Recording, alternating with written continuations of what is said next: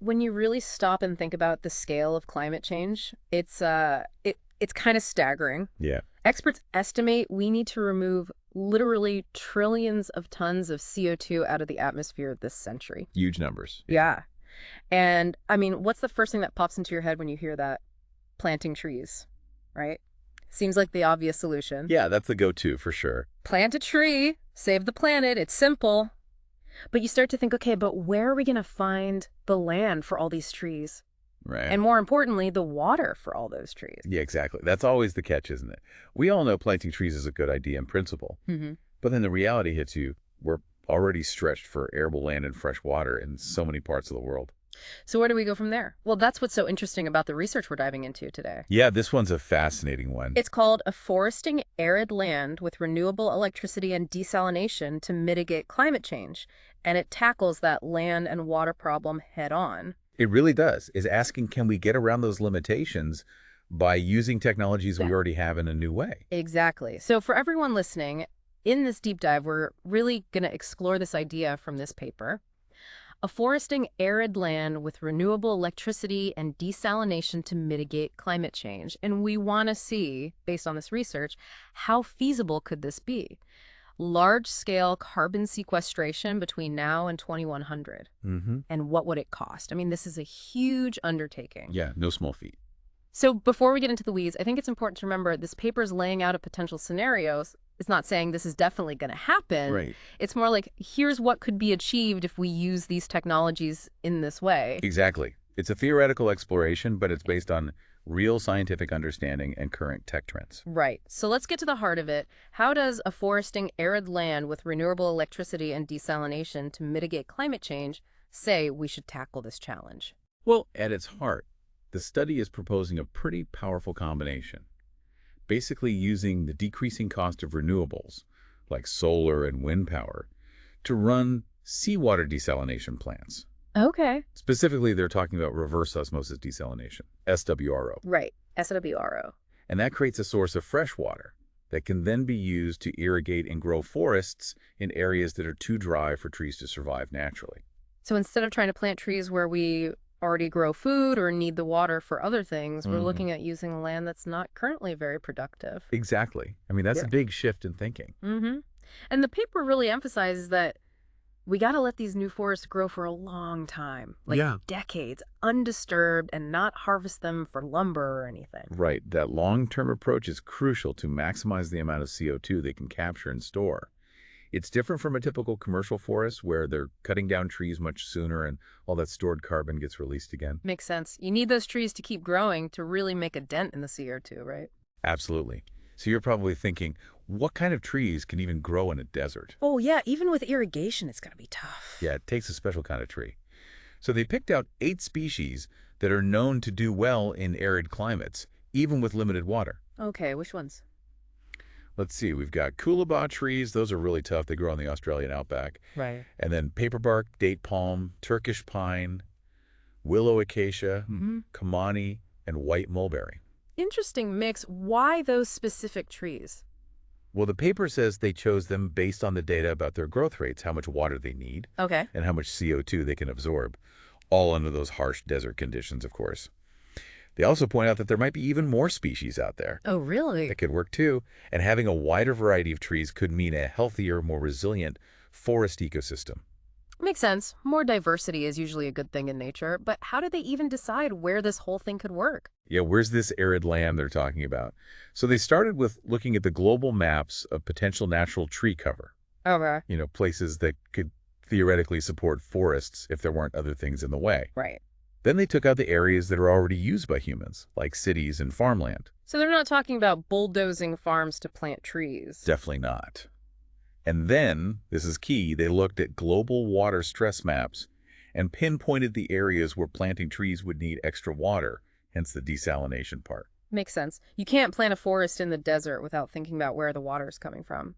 And I noticed they also distinguish between restoration land and bare land. Oh yeah, good catch. What's that about? So restoration land means places that used to have forests and could support them again, based on the soil and the climate. Got it. Bare land is land that's not currently being used for much. No trees, no crops, no buildings. They figured they could maybe achieve 20% tree cover on that bare land, which is a pretty conservative estimate. Yeah. Okay, so they're not getting too carried away with the idea of turning every desert green. Right, they're being realistic. Yeah. And then they also took into account the temperature limits of those trees they chose. Right, trees need the right temperature range to thrive. Exactly. So they ruled out any areas that get too cold, below 5 degrees Celsius, for more than 5 days in a row. Those particular trees wouldn't make it. So a lot of careful planning went into picking the right spots for this. Oh yeah, a lot of factors to consider. Okay, let's talk about the desalination then. How much water are we talking about here? Well, they assumed that these new forests would get their water from renewable-powered SWRO plants Okay. built on the nearest coastlines. Then the water would be piped inlands to the afforestation areas. The exact amount of water each tree needs depends on how big it gets, how much water evaporates in that location, Right. and of course how thirsty each species is. So hotter, drier places will need more water per tree. Exactly. The paper actually estimates the average daily water demand by the year 2100 when those forests are mature. Wow, so they really thought this through. Oh yeah, they crunched the numbers. Now, one interesting thing they also took into account is that more trees can actually lead to more rain. Oh, really? Yeah, when trees release water vapor through their leaves, that can increase local rainfall. I guess that makes sense. It's a feedback loop. They even cited studies in places like the Sahara Desert, where they found that up to 26% of the water released by trees ends up falling back down as rain. So the forests could become at least partially self-watering over time? Yeah, exactly. It's like they're creating their own little rain clouds. Amazing. That would definitely reduce the reliance on desalination in the long run.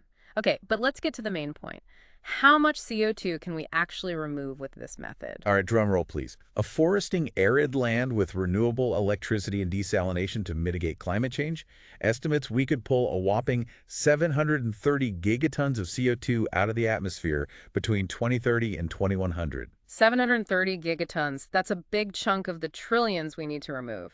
Where would most of the CO2 removal happen? The Middle East and North Africa, that's the MENA region, has the highest potential by far. They estimate 131 gigatons by 2070 just in that region. Wow, why there? It's a combination of having a lot of suitable arid land and high demand for desalinated water. Right, so they're already thinking about water solutions there. Exactly. Sub-Saharan Africa comes in second with 87 gigatons. Yeah. But Europe and Eurasia, not so much. Why not? Not enough land that fits their criteria and the temperature range of those tree species. They're only looking at 3.4 and 1.2 gigatons respectively by 2070 in those regions. So location really matters for this to work. And I guess having a reliable supply of desalinated water is make or break. Absolutely crucial. Without that water, the trees wouldn't survive and the whole carbon sequestration thing falls apart. The paper even calculates the average CO2 absorption per square kilometer for their tree mix. Okay, so they've really got all the details covered. But all this sounds expensive. I mean, desalination and transporting water inland can't be cheap. You're right about that. The paper estimates it would cost around €457 per ton of CO2 removed in 2030. Okay, so not exactly pocket change. But get this, they project that the cost will drop significantly over time. Really? Yeah, down to around €100 per ton of CO2 by 2100. That's a huge difference. How is that possible? And two main reasons. First, the cost of renewable energy is expected to keep going down, Makes sense. so that makes the desalination cheaper. Right. And second, as those trees grow, they get better at sucking up CO2. So you get more bang for your buck as time goes on. It's an investment that pays off in the long run. Now, are there going to be regional differences in the costs? Oh yeah, for sure. Places near the coast with lots of sunshine and cooler climates. Ideal for solar power. Yeah, exactly. Those places will have the lowest costs. Okay. The paper says it could even get as low as €50 per ton of CO2 by 2070 in some of those areas. Wow, that's pretty competitive. And who's looking at the higher costs? Countries that are farther inland and have to pump the water uphill, Right. places like Afghanistan, Iran, Chad, Niger.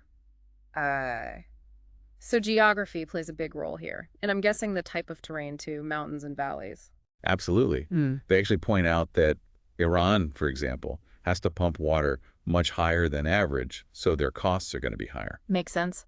What about places with those low costs? What makes them so special? Well, they give the example of Spain, which is expected to have lower costs for a couple of reasons. Okay. First, they don't have to pump the water as far, Okay. but also they have a lower demand for water per ton of CO2 removed. That's because they have lower evaporation rates. Oh, interesting. So it's not just about the distance, it's also about how much water the trees actually need. Exactly. It all adds up. And then the paper also looks at the annual costs of the whole system, not just the per ton costs. Okay, so that's including everything, the energy, the desalination, the pipes, all of it. Yep, the whole shebang. They found that the water transportation infrastructure, Those pipes. yeah, all those pipes and pumps, that makes up a big chunk of the annual costs, no matter where you are. I can imagine. But they also say those costs will go down after 2050. That's right. And that's mainly because they expect us to be using newer, more efficient renewable energy technology by then. So investing in better renewable energy is going to be key to making this whole thing work long term. Definitely. Hmm. So let's break down the energy side of things a bit more. How much does all this cost in terms of electricity? Yeah. Well, the global average cost of electricity for the whole system, that includes desalination and pumping, starts at 46.9 euro per megawatt hour in 2030 Okay. and drops down to 31 euro per megawatt hour by 2100. That's a pretty big drop. Yeah, and they even say that the actual cost could go down even more, but they just don't have the data to project that far out. Okay, so renewable energy is only going to get cheaper. And what kind of renewable energy are we talking about here? The paper says solar power is going to be the big player here, like over 80% of the electricity by 2050. Solar makes sense. Lots of sunshine in arid regions. Yeah, perfect conditions for solar farms. Yeah. But of course, the sun doesn't shine all the time. Right. What about nighttime? That's where battery storage comes in.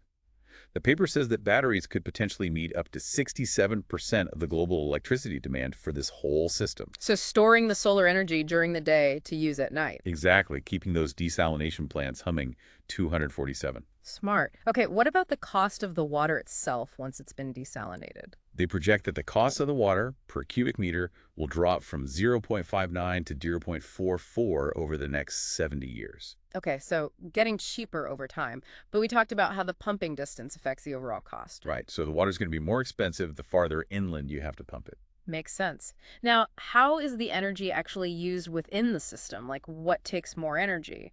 Making the fresh water or moving it to the trees? Well, according to the paper, it's pretty evenly split. About 52% of the energy goes to the desalination process itself, and 48% goes to pumping the water. Okay, pretty balanced. Yeah, but that ratio can change depending on the location. They give the examples of Tajikistan and Chile where they have to pump the water over long distances and up mountains. Oh, wow. So in those places, pumping takes a lot more energy. Yeah, over 70% of the total energy use. Yeah. But then in places like Qatar and Vietnam, where the pumping distances are shorter, it's less than 10%. So the landscape really makes a difference. And lastly, on the energy side of things, how much energy do they estimate is needed for each ton of CO2 removed? By 2100, they project it'll take about 1 megawatt hour of energy to remove 1 ton of CO2.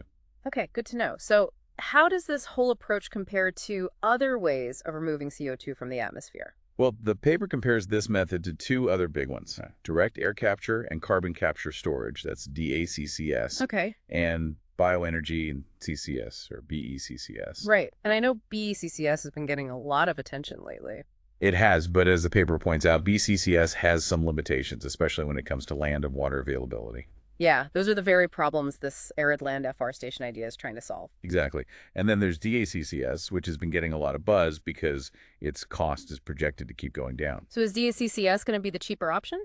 Well, the paper suggests that by mid-century, DACCS might be cheaper than the desalination approach on a global average. Okay, so not the cheapest overall, but... But here's the thing.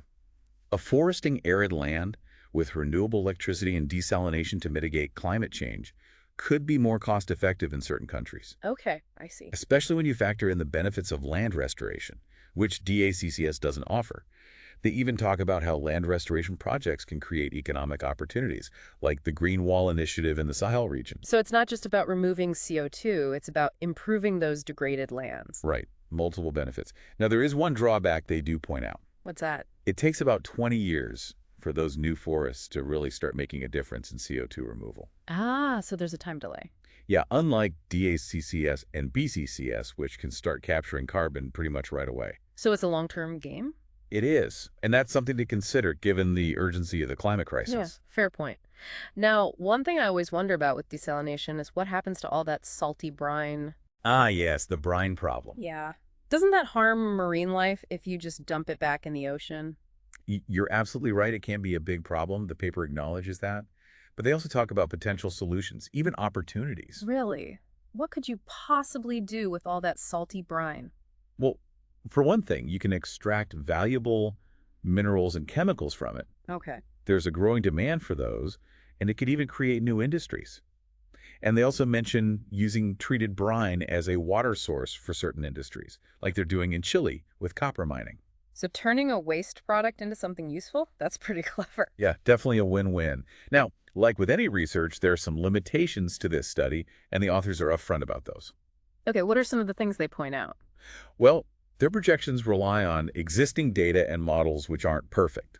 Things like how much CO2 each forest will absorb, Yeah. how diverse those forests will actually be, Mm. and how much water they'll need. Those are all estimates. Right, there's always some uncertainty with those kinds of things. And they also talk about how the relationship between trees and rainfall can vary a lot depending on the location.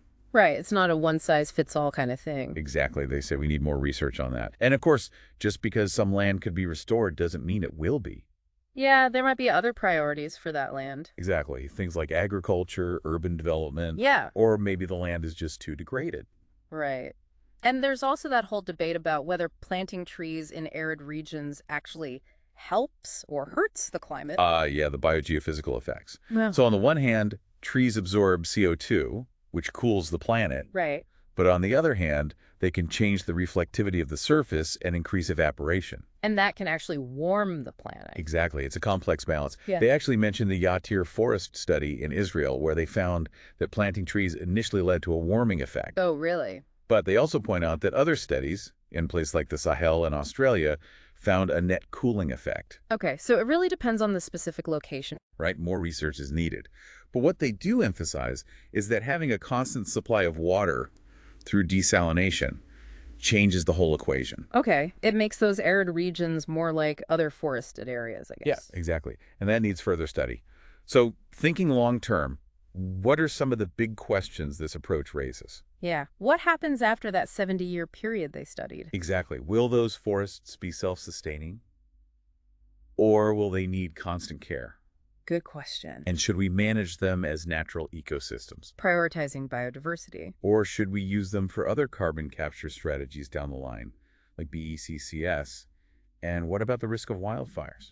Especially with climate change making things hotter and drier. Yeah, how do we protect all that stored carbon from going up in smoke? Really important considerations. But are there any real-world examples of this kind of thing already happening? They mentioned the Middle East Green Initiative, which is a massive tree planting project in arid areas. They're aiming to plant billions of trees. Oh, billions. Yeah. And they also touch on the potential impact of these new forests on dust plumes, like the ones from the Sahara that travel all the way to the Amazon. That's incredible. Dust traveling across continents. Yeah, it shows how interconnected everything is. So to sum up, what's the big takeaway from all this? Well, afforesting arid land with renewable electricity and desalination to mitigate climate change shows us that this approach has huge potential for CO2 removal.